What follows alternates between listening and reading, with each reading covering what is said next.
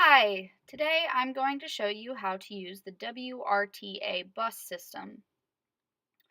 So all of these steps that I'm about to go through can be done either on your phone or on your computer, whichever is easiest. So we're going to take a little trip today. First, you have to go onto Google Maps and pick where you're going to go, and also where you're starting from, and click the transit option. So this will show you the different possible routes.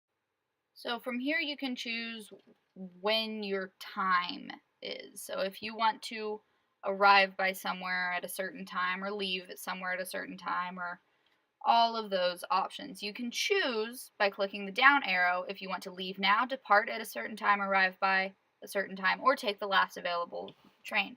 So it'll show you the routes, and there are multiple routes. You can take the 31, then the 4. You could take the 7 to the hub, and then the 4 you'll have to walk though, or the 27 and then the 4, or the 7 and the 4. And for most of these you have to walk if you're leaving from 95 Elm Street. So because I'm more familiar, we're going to take the 27. So you can click on the route and it will highlight it, and then if you click on it again, it will show you the things. So it'll show you how far the walk is, and then how many stops per each bus. And so you'll take it to the hub, the first bus, and then you'll switch buses and it'll show you how many stops again, and then it'll show you the walk again. Then from there you'll go to the WRTA website, which is www.vrta.com. And from there, you will go to the WRTA bus tracker, which is a neat little thing, and it's once again on your phone and on your computer. From the bus tracker, which is at bustracker.vrta.com, you can find the schedules and the routes, and it will have a list of all of the routes. And since we're going to be taking the 27 as our first bus, we're going to click on that.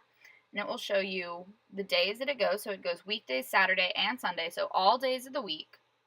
It'll show you the main stations that are stops, and it will show you weekdays, inbound or outbound, and the times for the main stops. Outbound is going away from the hub, and inbound is going towards the hub. And then it'll show you Saturdays, and it will show you Sundays, the same things. Now, I will make a cautionary is that don't rely on the schedule. The schedule is not perfect. It's not infallible.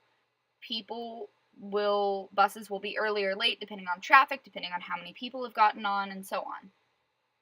So do not rely on the schedules. The schedule, though, also has a neat little map of the specific route that you're taking for that bus. So we've looked at the schedule, and it can give you a good guideline. Then from the schedule, you'll want to go to the bus times and put in the route that you're taking, the direction, inbound to the hub or outbound to whatever the end of the route is, and the stop. So for this one, it's Main Street and City Hall. From there, it will show you the bus route and what time it is going to be at that stop. And sometimes it will show you more than one stop or route if they're all going to be at that stop. It does not show you, however, the buses more than about 25 minutes out from that stop. You can also look at the map, which will show you a green star of the stop that you're at,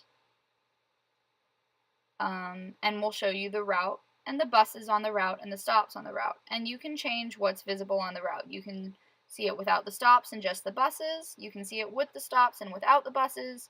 You can see it without either of them and just see the route and where you are. So then from there you'll get on the bus, and this is what the buses look like. Now I've drawn this because I couldn't get an interior shot, but on these buses there are yellow cords that go along the sides of the buses with yellow ones going down. So, the stop before your stop. Right when you pass that, you want to pull on the yellow cord. You can either pull on the vertical or the horizontal piece. It doesn't matter, whichever is most convenient to you. And then if you pull it, you should hear a ding and a voice saying stop requested and then listing the stop. If you don't pull this and nobody else is getting off at that same stop, the bus will not stop for that stop. It's just how it works. So now talking about pricing. Each time you get on the bus is $1.50. So if you're like me and you have to take 4 buses a day, that's about $7 a day. Now, over the month, that adds up to over $100. So in this case, it's much more sensible to get the monthly pass, which is only $60. So you might be short one week when you get that pass. You might be short for maybe groceries for a couple days, but then you'll have extra money the rest of the month, which is really nice. If you're not taking 3 or 4 or more buses a day, it does make more sense just to go fare by fare. But either way, the bus is typically much, much, much cheaper than Uber. So, now you know how to use the bus system easily and effectively.